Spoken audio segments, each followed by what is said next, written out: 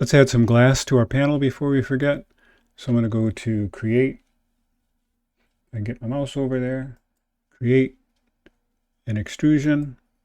We'll use our rectangle tool. And this is in hidden line view, so we want to get way in to this inside corner here. And I'm going to go down to the bottom and do the same thing. And then I'll just zoom out here so you can see it. I'm going to lock these off so that it behaves parametrically.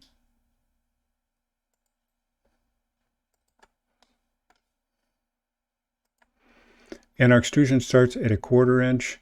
And what it's actually going to be at that face plane. So what I want to do is I'm going to move it in 1 inch.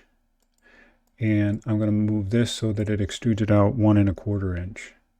So it'll give it a total of 1/4 inch of thickness. So the extrusion end starts at 1 1/4 inches. I hope that makes sense.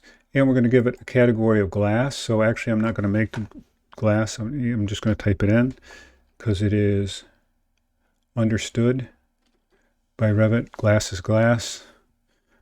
And so that's completed. So I'm going to get the check mark. So we have our glass in there now. Let's look at it from the left-hand side to see if we can see it. And there it is. Okay, so we're ready to load that into the project. And we're going to overwrite the existing version. And let's pop to the 3D view.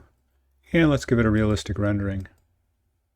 And now we can see that we have that shading there, example of glass.